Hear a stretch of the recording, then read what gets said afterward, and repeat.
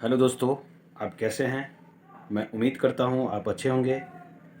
आज का जो मेरा टॉपिक है उसका नाम है इंस्टॉलमेंट पेमेंट सिस्टम। ये बीकॉम फर्स्ट पार्ट में ये बीकॉम फर्स्ट पार्ट में फिनेंशियल अकाउंटिंग का जो है ना चैप्टर है, जिसका नाम है इंस्टॉलमेंट पेमेंट सिस्टम। और इसका हिंदी होता है किस्त भुगतान पद्धति। किस्त भुगतान पद्धति। देखिए ये क्या होता है, सबसे पहले तो हम जानेंगे इसके बारे में ये होता क्या है। तो ऐसे समझिए कि किस्त भुगतान पद्धति जो है एक इसी से मिलता जुलता शब्द है hire purchase. Hire purchase system.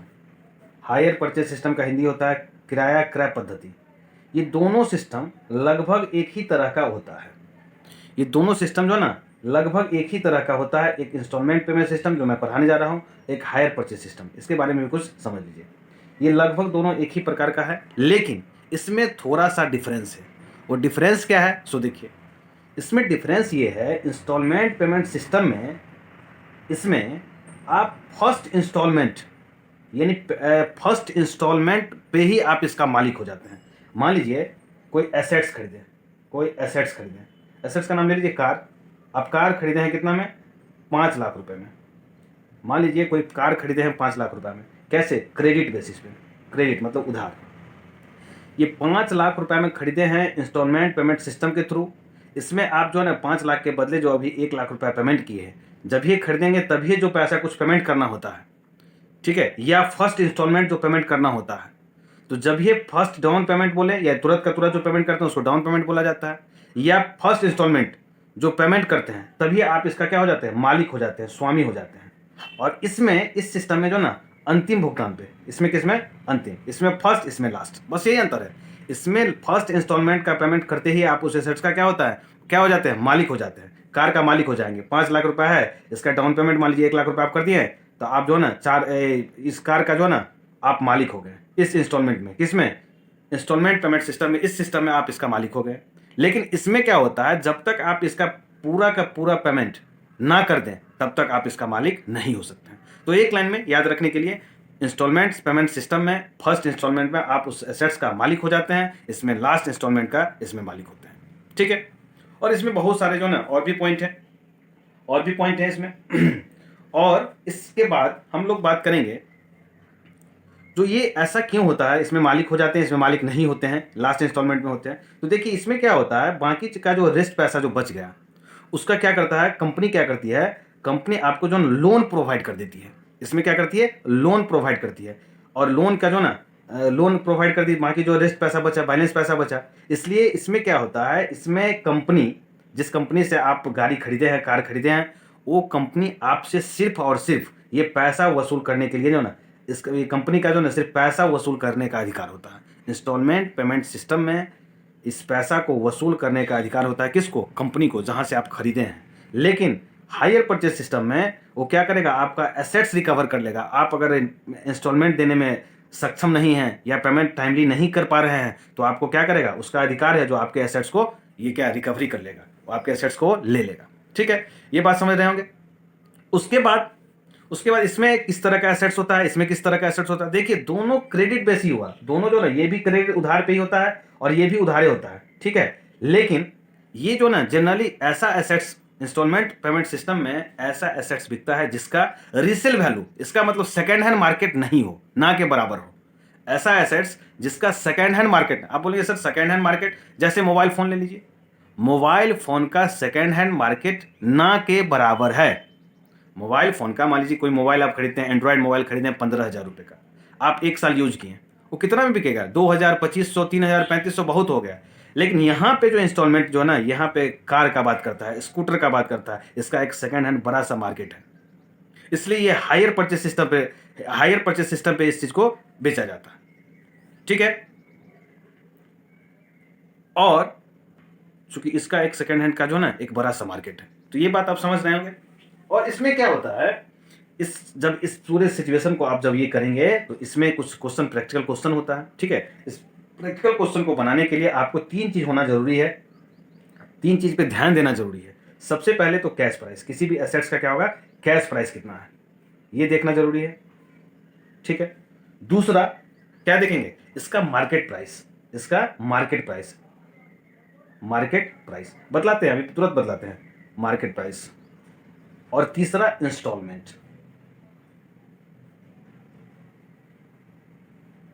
ठीक है, इंस्टॉलमेंट। ये तीन चीजों पे ध्यान देना जरूरी है। पहला क्या हो गया, कैश प्राइस, दूसरा मार्केट प्राइस, और तीसरा इंस्टॉलमेंट। ठीक है, अब इसमें होता क्या है, सो देखिए, आप अगर इस विधि से या इस विधि से कोई एसेट्स खरीदते हैं तो निश्चित रूप से, अगर मान लीजिए एक एग्जांपल हम लेते हैं, छोटा सा एग्जांपल लेते हैं, इससे आपको समझाते हैं। मान लीजिए एक कार हम परचेज किए हैं, कार खरीदे कितना में, 5 लाख रुपए में। ठीक, आप गए शोरूम में गए और बोले कार जो है ना, ये कार कितने की है, 5 लाख रुपए की। आप उसको बोले इसका पेमेंट का क्या सिस्टम है आपके यहाँ। वो बोला देखिए सर, पेमेंट का सिस्टम दो तरह का है। एक तो है आप कैश में जाओ ना, टोटल का टोटल प्राइस दे दीजिए, 5 लाख रुपए दे दीजिए और कार ले जाइए। एक तो ये सिस्टम है। दूसरा सिस्टम बोला जो कि हायर परचेज सिस्टम है या इंस्टॉलमेंट सिस्टम है। ठीक है, हम बोले क्या, यहाँ पे बोले जनरली इस तरह का होता है। ये दोनों सिस्टम का आपको बोला, जो इस तरह का इंस्टॉलमेंट पे मेरा सिस्टम है। तो इंस्टॉलमेंट में सिस्टम है तो उसमें बोले भाई ये इंस्टॉलमेंट सिस्टम बतलाओ मुझे क्या है। वो बोला देखिए सर 5 लाख का कार है। बोले ठीक है, बिल्कुल है। 2 लाख रुपए आप अभी पेमेंट कर दीजिए। बोले ठीक है, बचा कितना, 3 लाख रुपए। ये रेस्ट अमाउंट जो बचा ना, आप इसका पेमेंट आप कर दीजिए 30,000 करके, जो ना पेमेंट कर दीजिए। तो हम खुश हो गए, 30,000 गुने 10, 3 लाख रुपए कर देंगे। वो बोला नहीं सर। वो बोला सर 1 मिनट, आप जो 30,000 जो पेमेंट हम बोले वो तो ठीक बोले हैं, लेकिन आप 30,000 गुने 12 कर दीजिए। हम बोले हैं 30,000 गुने 12, 3,60,000। हम सीधा बोले हैं, बेहोश होने लगे। वो बोला सर क्या हुआ। हम बोले भाई अभी जो है क्या बात हुआ था, कितने का कार है, 5 लाख का, कितना पेमेंट कर रहे हैं, 2 लाख, बचा कितना, 3 लाख, और इस 3 लाख को कैसे पेमेंट कर दें, 30,000 गुने 10 कर देते हैं। तो बोला नहीं सर, एक चीज जानते हैं, जो 10 महीना तक आपका पेमेंट का इंतजार हम कितने महीना तक करेंगे, 10 महीना तक। इसके बदले मुझे क्या मिलेगा, इसके बदले मुझे जो ना कुछ एक्स्ट्रा चार्जेस आपको देना पड़ेगा। उस एक्स्ट्रा चार्जेस को आप क्या बोलेंगे, इंटरेस्ट बोलेंगे। ये जो एक्स्ट्रा चार्जेस हो गया 60,000 रुपए, ये समझ रहे हैं ना, ये होना चाहिए था कितना, 3 लाख, और पेमेंट हुआ कितना, 3,60,000। ये जो एक्स्ट्रा चार्ज हुआ है, एक्स्ट्रा चार्ज हुआ है आपसे, जो ज्यादा लिया जा रहा है, उसको बोलेंगे इंटरेस्ट। यही तो पढ़ना, यही इंटरेस्ट के लोभ में क्या करता है कंपनी वाला, ईएमआई पे आपको एसेट्स बेच रहा है। एक तो आप खरीद पा रहे हैं, 5 लाख रुपए हो सकता है बहुत सारे लोगों के पास नहीं हो, लेकिन 2 लाख, 1,50,000 का व्यवस्था हो सकता है, और धीरे धीरे हम रकम को क्या करते हैं, पेमेंट कर देते हैं। तो एक तो कंपनी वाला ज्यादा सेल कर पा रहा है इसके वजह से, और दूसरा आपसे ज्यादा वसूल भी कर पा रहा है। आप भी इसको ना नजरअंदाज करके उसको पेमेंट कर देते हैं। कारण ये है कि आपको भी जरूरत होती है कार के, और कार भी आप खरीद पाते हैं। अगर ये सिस्टम नहीं होता तो हो सकता है जितना कार जो है ना अपने यहाँ है, उसका 20%, 25%, 30% कार कम होता, कम बिक पाता, कंपनी वाला इतना सेल नहीं कर पाता। यही कारण है। तो मैं बेसिक चीजों ना आपको बतलाया हूं, और आगे क्या है, अब हम करते क्या है, इस पे कुछ क्वेश्चन करते हैं। इस क्वेश्चन को आप समझेंगे, इस क्वेश्चन को समझने का कोशिश करेंगे। तो क्वेश्चन करते हैं, आपका बुक का क्वेश्चन है, क्वेश्चन नंबर 1। इसमें एक चीज और है आपके बुक में जो है, इसमें करना क्या क्या है, सो देख लीजिए। एक तो आप जो ना जर्नल एंट्री करेंगे, क्वेश्चन नंबर 1 कभी नहीं, कुछ समझा दे रहे हैं। पहले तो जर्नल एंट्री किया जाएगा। जर्नल एंट्री किसके यहाँ, परचेजर की यहाँ, और जर्नल एंट्री किया जाएगा किसके यहाँ, सेलर के यहाँ। ठीक है, परचेजर के यहाँ और सेलर के यहाँ, ठीक है, दोनों के यहाँ। और तीसरा क्या किया जाएगा, बोलेगा आपको क्वेश्चन में, नेसेसरी अकाउंट, आवश्यक खाते बनाइए। तो उसमें क्या क्या बनाएंगे, आवश्यक खाते बनाने के लिए कहेगा परचेजर के यहाँ। तो परचेजर के यहाँ क्या होगा, एसेट्स अकाउंट बनाएंगे, इंटरेस्ट अकाउंट बनाएंगे, सस्पेंस अकाउंट बनाएंगे, डिप्रिसिएशन अकाउंट बनाएंगे। ठीक है, ये बनाएंगे। और फिर बोला जाएगा सेलर के यहाँ आवश्यक खाते बनाइए, तो सेलर के यहाँ भी आवश्यक खाते बनेगा। तो इस तरह से जो ना क्वेश्चन में जो डिटेल दिया रहेगा। अब क्वेश्चन नंबर 1 से हम समझते हैं इस चैप्टर में क्या है, कैसे इस चैप्टर को धीरे धीरे आगे बढ़ाएंगे। तो क्वेश्चन नंबर 1 पे आते हैं। क्वेश्चन नंबर 1, करा doctor Sinha purchase a Maruti car. क्या किया डॉक्टर सिन्हा जो ना मारुति कार जो ना परचेज किए हैं, कितना में देख लेते हैं। 1 जनवरी 2008 को कितना में, from Maruti limited the cash price being 1,12,000। इसका मतलब कितना, कैश प्राइस कितना हुआ, 1,12,000 रुपए में खरीदे हैं। आगे देखते हैं। The purchase is on installment payment system, ₹12,000 being paid on sign the contract. इसका मतलब हुआ जो 12,000 रुपए ना तुरंत का तुरंत ही पेमेंट कर दिए। कब? जब साइन किए ना, एग्रीमेंट पे जब साइन किए, कॉन्ट्रैक्ट पे साइन किए हैं, तब ये 12,000 रुपए पेमेंट कर दिए। उस 12,000 रुपए को बोला जाता है डाउन पेमेंट। तुरंत का तुरंत जो पेमेंट किया जाता है उसको बोलते हैं डाउन पेमेंट। तो 1,12,000 रुपए में कार खरीदे थे, जिसका 12,000 रुपए तुरंत अमाउंट पेमेंट कर दिए। And thereafter 40,000 being paid annually for 3 years. Interest was charged at 10% per annum. Depreciation was written off at the rate of 20% per annum on the diminishing balancing system. Diminishing balancing system कहने का मतलब है जो balance बचा इस पे क्या करा, 10% के हिसाब से इंटरेस्ट देना पड़ेगा। ठीक है, और डेप्रिसिएशन के लिए भी कहा है डिमिनिशिंग बैलेंसिंग मेथड से आपको जो ना 20% डेप्रिसिएशन चार्ज करना है। तो देखिए बहुत बहुत ही आसान क्वेश्चन है। सबसे पहले कैलकुलेशन ऑफ इंटरेस्ट हमको निकालना पड़ेगा। क्या निकालना पड़ेगा? Calculation of interest. Calculation of interest ध्यान से देखेंगे, क्वेश्चन समझ में आएगा। ठीक है, इसमें कैश प्राइस लिखिए, इसमें इंटरेस्ट लिखिए और इसमें इंस्टॉलमेंट लिखिए। ठीक है, कैश प्राइस, इंटरेस्ट और इंस्टॉलमेंट। देखिए कितना का कार था, 1,12,000 रुपए का। डाउन पेमेंट कितना कर दिए? 12,000 रुपए कर दिए। ठीक है, तो बचा कितना? 1,00,000। अब क्या करा, इंटरेस्ट का रेट है 10%। तो देखिए 1,00,000 का 10% लगेगा, 1,00,000 का 10% कितना हो जाएगा? 10,000। 10,000 हो जाएगा, बिल्कुल हो जाएगा। इंस्टॉलमेंट है कितना? इंस्टॉलमेंट कर रहा है 40,000 पर एनम। एनुअली इंस्टॉलमेंट है 40,000। तो 40,000 अगर इंस्टॉलमेंट है और 10,000 इंटरेस्ट हो गया, इसका मतलब कितना? 30,000 रुपये मेरा क्या है? ये 30,000 रुपये क्या हुआ? इंस्टॉलमेंट का मतलब होता है कॉस्ट प्लस इंटरेस्ट। क्या होता है? इंस्टॉलमेंट का मतलब कॉस्ट प्लस इंटरेस्ट। ठीक है, तो ये 30,000 रुपये क्या हो जाएगा? बेस अमाउंट से, मतलब इसका जो है बैलेंसिंग से, ये बैलेंस से माइनस हो जाएगा। अब कितना बचा? 70,000। अब क्या करेंगे? 70,000 का 10%।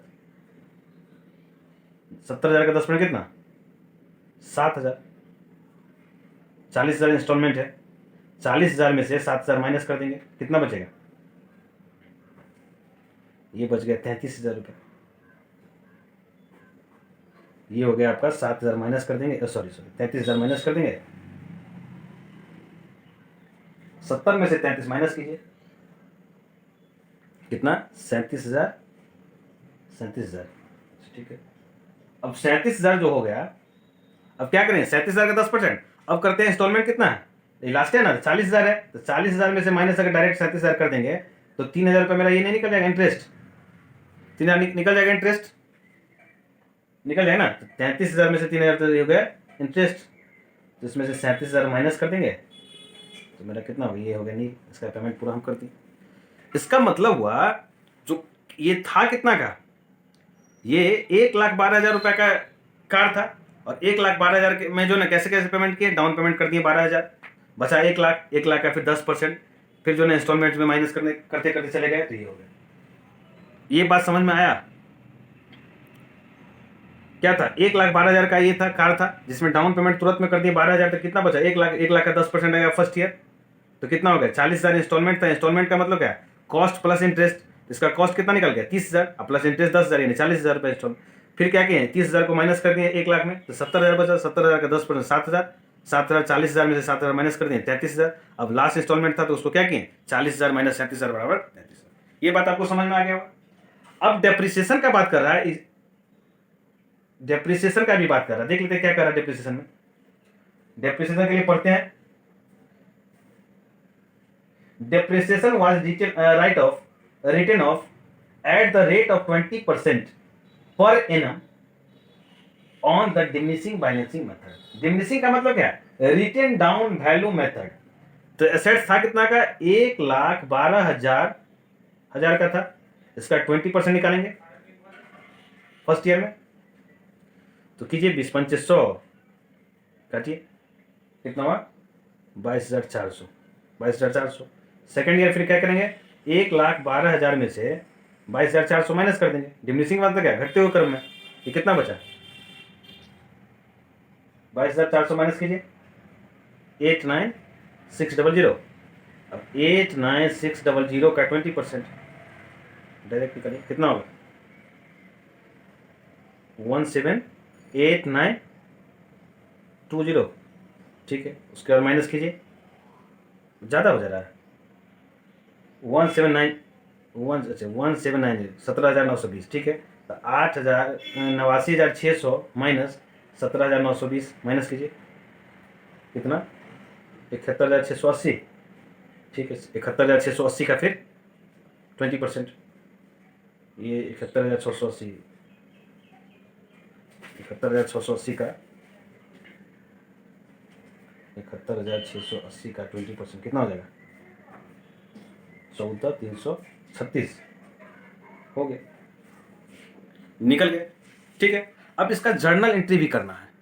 तो जर्नल एंट्री जो ना, मैं जर्नल एंट्री नहीं करवा रहा हूँ, जर्नल एंट्री चूंकि मैं बतला चुका हूँ, इसलिए इसका कैलकुलेशन, इंटरेस्ट का कैलकुलेशन मैं उम्मीद करता हूँ आपको समझ में आया होगा। आपके क्वेश्चन से क्वेश्चन नंबर 1 था, ये आपके बुक से क्वेश्चन नंबर 1 था। 2, 3 और 4, 2, 3 सेम ही है। मैं 4 नंबर क्वेश्चन पे आता हूँ, आप लोग ध्यान देंगे। Question number 4